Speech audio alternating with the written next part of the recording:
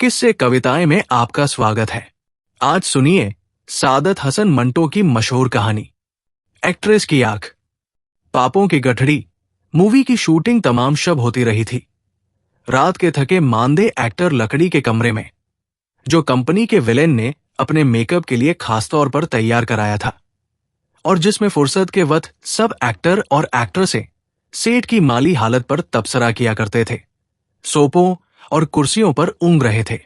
इस चौबी कमरे के एक कोने में मैली सी तिपाई के ऊपर 10-15 चाय की थाली प्यालियां औंधी सीधी पड़ी थी, जो शायद रात को नींद का कलबा दूर करने के लिए इन एक्टरों ने पी थी। इन प्यालों पर सैकड़ों मक्खियां भिन-भिना रही थी। कमरे के बाहर उनकी भिन-भिनाहट सुनकर किसी नौवारिद को यही मालूम होता कि अंदर बिजली का पंखा चल रहा है। दराजकद विलन, जो शक्लो सूरत से लाहौर का कोचवान मालूम होता था, रेशमी सूट में मलबू सोफे पर दराज था। आंखें खुली थी और मुंह भी नीमवा था, मगर वो सो रहा था। इसी तरह उसके पास ही आराम कुर्सी पर एक मूंछों वाला उधेड़ उम्र का एक्टर ऊँघ रहा था। खिड़की के पास डंडे से टेक लगाए एक और एक्टर सोने की कोशिश में मसरूफ था। कंपनी के मुकालमा नवेस यानी मुंशी साहब होंठों में बीड़ी दबाए और टांगे मेकअप टेबल पर रखे, शायद वो गीत बनाने में मसरूफ थे जो उन्हें 4 बजे सेठ साहब को दिखाना था। उई उई, हाय हाय, दपतन ये आवाज बाहर से इस चौबी कमरे में खिड़कियों के रास्ते अंदर दाखिल हुई। विलेन साहब झट से उठ बैठे और अपनी आंखें मलने लगे।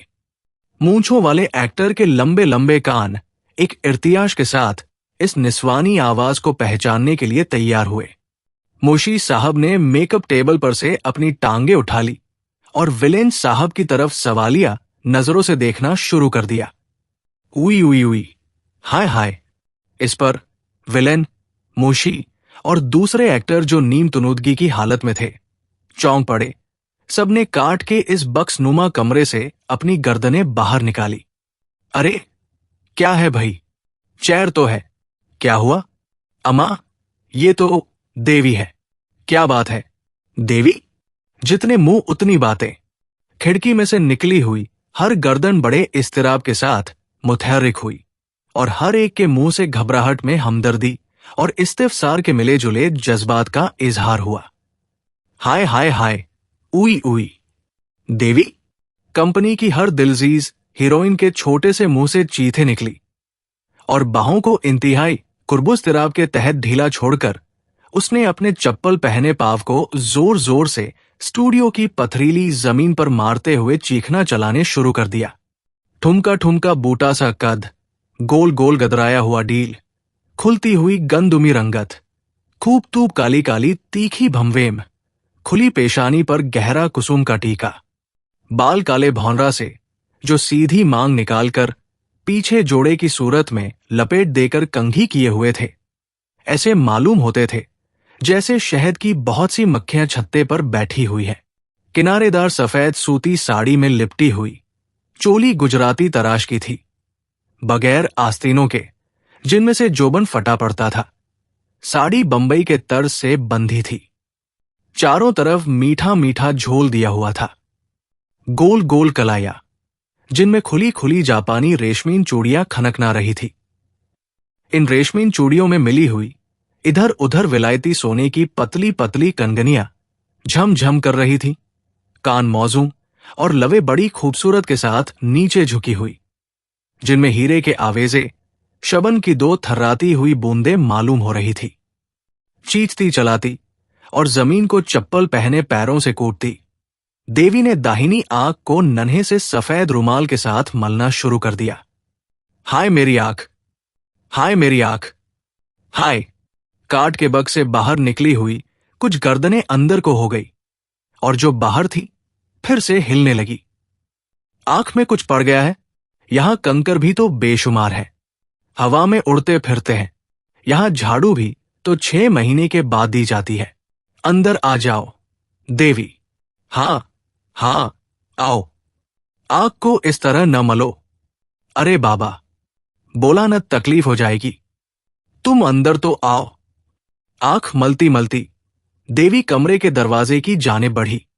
विलेन ने लपक कर तिपाई पर से बड़ी सफाई के साथ एक रूमाल में चाय की प्यालियां समेटकर मेकअप टेबल के आईने के पीछे छुपा दी और अपनी पुरानी पतलून से टेबल को झाड़ पोंछ कर साफ कर दिया। बाकी एक्टरों ने कुर्सियां अपनी अपनी जगह पर जमा दिए और बड़े सलीथे से बैठ गए। मुंशी साहब ने पुरानी अज्जली बीड़ी फेंककर जेब से एक सिगरेट निकालकर सुलगाना शुरू कर दिया।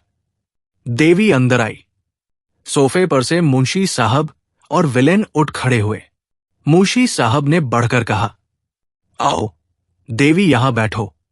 दरवाजे के पास बड़ी बड़ी स्याह सफेद मूंछों वाले बुजुर्ग बैठे थे। उनकी मूंछों के लटके और बढ़े हुए बाल थरथराए और उन्होंने अपनी नशिस्त पेश करते हुए गुजराती लहजा में कहा, इधर बेसू। देवी उनकी थरथराती हुई मूंछों की तरफ ध्यान दिए बगैर आंख मलती और हाय हाय करती आगे बढ़ गई।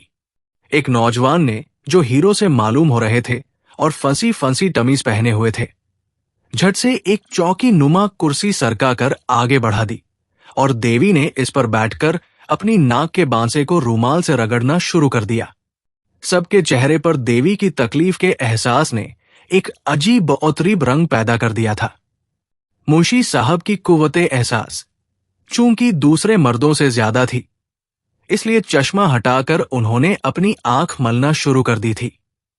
जिस नौजवान ने कुर्सी पेश की थी, उसने झुककर देवी की आंख का मुलाहिजा किया और बड़े मुबकिराना अंदाज में कहा, आंख की सुर्खी बता रही है कि तकलीफ जरूर है। इनका लहजा फटा हुआ था। आवाज इतनी बुलंद थी कि कमरा गूंज उठा। ये कहना था कि देवी ने और जोर जोर से चिल्लाना शुरू कर दिया और सफेद साड़ी में उसकी टांगे इस्तिराब का बेपनाह मुजाहरा करने लगी। विलेन साहब आगे बढ़े और बड़ी हमदर्दी के साथ अपनी सख्त कमर झुकाकर देवी से पूछा, जलन महसूस होती है या चुभन?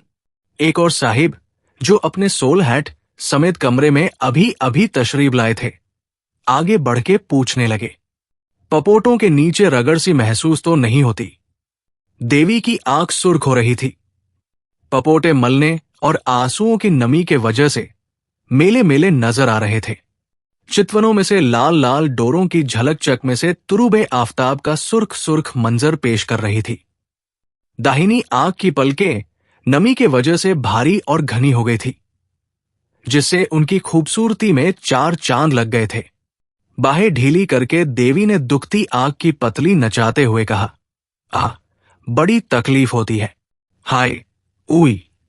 और फिर से आंख को गीले रुमाल से मलना शुरू कर दिया। स्याह सफेद मूंछों वाले साहब ने, जो कोने में बैठे थे, बुलंद आवाज में कहा, इस तरह आंख ना रगड़ो, थाली पीली कोई और तकलीफ हो जाएगा। हाँ, अरे तुम फिर वही कर रही हो, फटी आवाज वाले नौजवान ने कहा। विलेन, जो पौरन ही देवी की आंख को ठीक हालत में देखना चाहते थे, बिगड़ कर बोले, तुम सब बेकार बातें बना रहे हो। किसी से अभी तक ये भी नहीं हुआ कि दौड़कर डॉक्टर को बुला लाए। अपनी आंख में ये तकलीफ हो तो पता चले। ये कहकर उन्होंने मुड़कर खिड़की में से बाहर गर्दन निकाली और जोर जोर से पुकारना शुरू किया, अरे कोई है, कोई है, गुलाब, गुलाब। जब उनकी आवाज सदा बसहरा साबित हुई तो उन्होंने गर्दन अंदर को कर ली और बड़बड़ाना शुरू कर दिया, खुदा जाने होटल वाले का ये छोकरा कहाँ गायब हो जाता है, पड़ा ऊँग रहा होगा स्टूडियो में किसी तत्ते पर।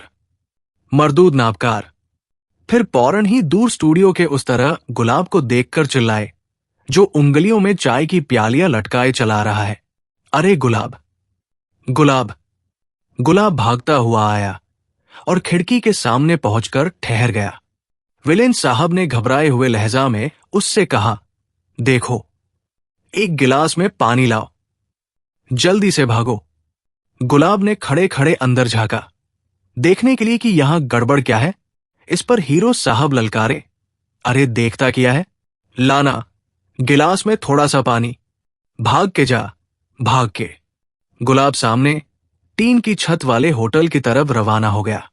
देवी की आंख में चुभन और भी ज्यादा बढ़ गई और उसकी बनारसी लंगड़े की कैरी ऐसी नन्ही मुन्नी ठोड़ी रोते बच्चे की तरह कांपने लगी और वो उठकर दर्द की शिद्दत से करहाती हुई सोफे पर बैठ गई। दस्ती बटोई से माचिस की डिबिया के बराबर एक आईना निकालकर उसने अपनी दुखती आंख को देखना शुरू कर दिया। इतने में मुंशी साहब बोले, गुलाब से कह दिया होता पानी में थोड़ी सी बर्फ भी डालता लाए। हाँ हाँ, सर्द पानी अच्छा रहेगा। ये कहकर विलेन साहिब खिड़की में से गर्दन बाहर निकालकर चिल्ले, गुलाब, अरे गुलाब, पानी में थोड़ी सी बर्फ छोड़ के लाना।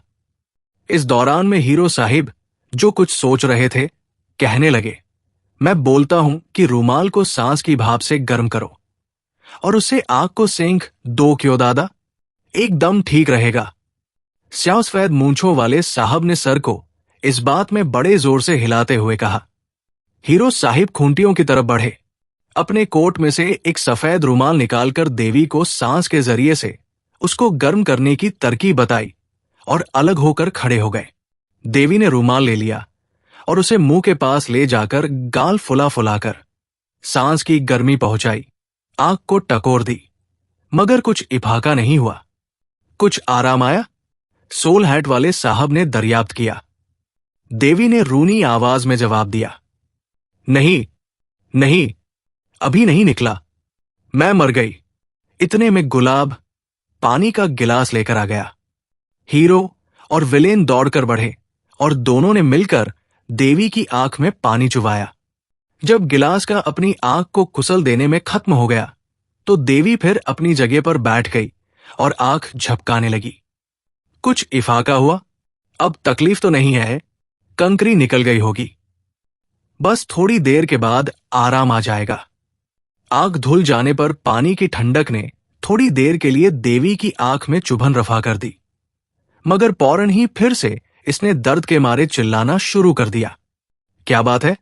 ये कहते हुए एक साहब बाहर से अंदर आए और दरवाजे के करीब खड़े होकर मुआमले की अहमियत को समझना शुरू कर दिया। नवारित कोहना साल होने के बावजूद चुस्तो चालाक मालूम होते थे। मूंछें सफेद थी, जो बीड़ी के धुई के वजह से स्याही माइल जर्द रंगत इंतजार कर चुकी थी। उनके खड़े होने का अंदाज बता रहा था कि फौज में रह चुके हैं। स्याह रंग की टोपी सर पर जरा इस तरफ तिरछी पहने हुए थे। पतलून और कोट का कपड़ा मामूली और ठाकस्त्री रंग का था। कूल्हों और रानों के ऊपर पतलून में पड़े हुए झोल इस बात पर चुगलियां खा रहे थे कि उनकी टांगों पर गोश्त बहुत कम है।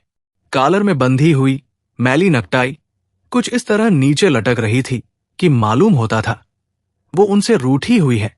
पतलून का कपड़ा घुटनों पर खिंचकर आगे बढ़ा हुआ था, जो ये बता रहा था कि वो इस बेजान चीज से बहुत कड़ा काम लेते रहे हैं।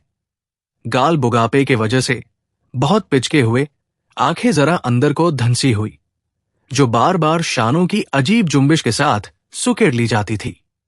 आपने कांधों को जुम्बिश दी और एक कदम आगे बढ़कर कमरे में बैठे हुए लोगों से पूछा, कंकर पड़ गया है क्या? और इस बात में जवाब पाकर देवी की तरफ बढ़े। हीरो और विलेन को एक तरफ हटने का इशारा करके आपने कहा, पानी से आराम नहीं आया? चेयर, रुमाल है किसी के पास? निश दर्जन रुमाल उनके हाथ में दे दिए गए। बड़े ड्रामाई अंदाज में आपने इन पेश करदा रुमालों में से एक मुंतटब किया और उसका एक किनारा पकड़कर देवी को आंख पर से हाथ हटा लेने का हुक्म दिया।